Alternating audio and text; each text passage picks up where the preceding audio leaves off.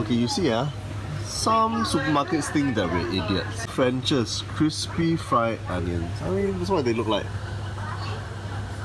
Can you guess how much they are? $9.15. Who wants to buy this crap?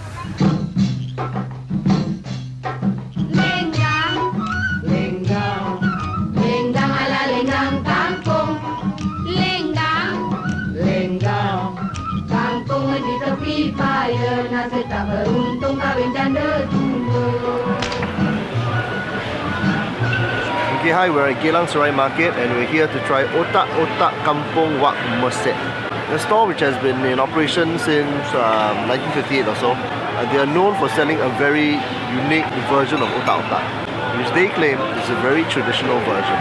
Apparently it was very common in Malay kampongs during Singapore's pre-independence days.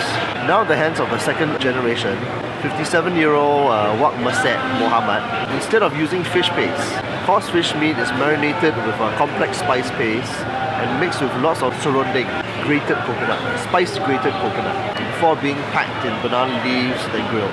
The result is a smoky grilled fish mixture that has a coconutty sweetness, mildly spicy, slightly savoury flavour, full of herb flavours like lemongrass. The surrounding adds a gritty texture that is very uncommon in an otak. They're also known for selling the very rare Bugis items like brasak, coconut flavoured compressed rice, and lapat lui, Malay glutinous rice. While it's common in Johor Bahru, it's almost impossible to eat it anywhere in Singapore, except maybe in households. And it has gotten many of the local Singaporean Bugis community quite excited because you can actually buy it from a shop. Most people pack these rice dishes to bring back home, and they normally eat it with their own food. Here they've got two meat dishes on offer: the rendang ibu Junaida, some form of rendang, and the chicken dish, ayam masak kelio. Okay, come, let's have a taste.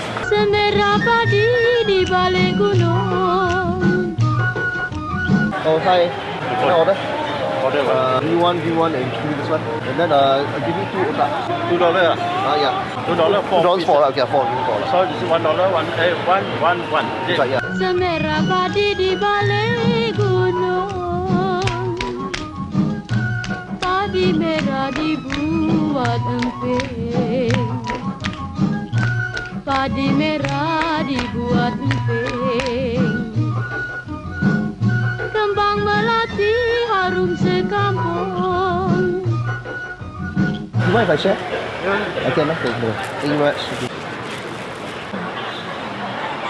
Okay, we have the brasak, we have the lupat lui, we have the otak, and we have the rendang. Okay, let's try the most famous item here, the otak. There we go.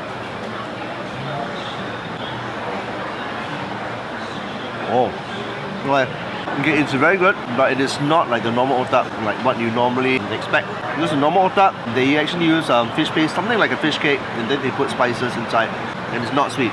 This is slightly sweet. It's kind of like a mix of sweetness and savouriness, and there's lots of surrounding grated coconut flavour. It's a prominent spiciness, not overly spicy, but it's spicy. There's fish chunks as well. See, there's like fish chunks inside, proper fish pieces. And this is very, very good. Now, I've tasted this on a few occasions, and they sometimes do it too sweet, but this time around is really well done. It's sweet, but it's not prominently sweet. A little bit of savouriness. The main thing which shines here are really all the spices inside. There's so much spices and herbs inside, right? That's really what you're tasting. And the fish flavour is really more of like a background thing. And you're tasting the coconut inside. It's not for the people who like the normal kind of otak. Let's try the brasak. Now, what is brasak? As I explained in my intro, brasak is kind of like, imagine that it is compressed rice like ketupat, but they add coconut to it as well. It's a strong pandan or coconut leaf flavour. This is amazing. Oh, my first time trying this thing. I've never had this in my life. The texture itself, very, very, very, very compressed, but there's still a certain firmness in there. It's almost as though each rice piece has sort of like fused into the next, and there's a certain light richness. Oh my god, this is amazing. I don't actually taste the coconut itself. It's been fused together, but there's a certain firmness to it, which is interesting. There's a certain light richness. There's a certain, I think they put a bit of salt So there's almost a hint of savouriness inside. If they do put coconut, right, it is not meant to be a dominant coconut flavour. It is really just enough just to sort of like make it nicely rich. There's a very strong flavour of the banana leaf here. Now, the one thing about burrasa is that they cook the rice halfway with coconut milk and then it's wrapped in banana leaves. First they wrap it individually, and these are young banana leaves which are actually very, very hard to find. Extremely hard to find. After they're wrapped in young banana leaves, right, it's wrapped in a larger banana leaf and then it's steamed for 10 hours, and the final result is this sort of rice dumpling cake thing, which has got a very interesting texture. It is not like ketupat. It's either too melty or it's too dry. This one is, it's got a very interesting of it actually being firm, but yet fusing together with the other rice pieces as well. It's very interesting. Next thing, let's try the lepak lui. It seems to have been rolled and then cut into individual pieces and separated by a banana leaf itself. You basically get, see this thing? Separated by a banana leaf. There you are. Oh, salted glutinous rice. Very interesting. It's a very firm glutinous rice. It's not soft, it's rich, but it's not overly rich. That's what it looks like inside. The rice is not as sticky as glutinous rice. Imagine it is ketupat, compressed rice, and they add salt and just a bit of stickiness. Just what you're looking at here. And you can really smell the banana leaf. It is so strong, it's so aromatic. I wish I could let you smell how aromatic it is, because it is amazing. Now for the rendang. It looks appropriately power packed. So it looks like a lot of meat in the rendang. The rendang looks absolutely fantastic. Soft meat, very soft meat. So you can tell that it's been cooked for a while. Oh, hot. Okay, very good, but that is sweet. I don't like it this sweet, even though it is not terribly sweet. I prefer it even less sweet than this. Okay, this is not to say that the rendang is sweet. It is not sweet at all. But there are stronger accents of sweetness here than is normal. The gravy is nicely reduced into almost like thick gravy slash paste, like how a good rendang should be. It's actually very finely balanced. You can taste the spices there. It's the roughness of the spices. So much smoky flavor going on there. There's an oil richness, a slight sheen of sourness going through it, and a bit of sweetness going throughout it. It's more complex than most rendangs. And the meat is very, very well cooked through, so that it's nice and soft, like incredibly soft. You put your fork in and then it just sort of like falls apart. There's coconut shavings, they're adding to the taste. Spicier than the normal kind of rendang, and it is slightly sweeter than the normal kind of rendang. So the idea is that you eat this, I presume what you do is that you take a bit of rendang.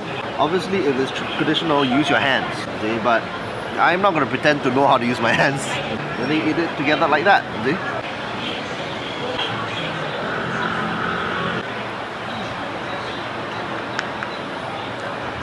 Absolutely amazing, glorious. Rendang is really growing on me. And amazingly, the rice complements it and it adds richness, strangely enough, even though it is very, very rich. It adds a different sort of richness to it. I don't know what it is. There's oil richness and there's coconut richness inside. One thing about the burrasa, the lepak lui, and the rendang, right? Everything is packed for takeaway. You can't really eat on the spot. It's not like plastic forks and spoons for you to eat it at the center if you like, but it's really for taking away. Though the other thing also is that they don't produce it every day. You really have to call them to pre-order some. The only thing which you can buy on the spot is the otak. It's hands down probably some of the most interesting things I've ever tasted in my life. I've tasted a lot of new things, but this is really new.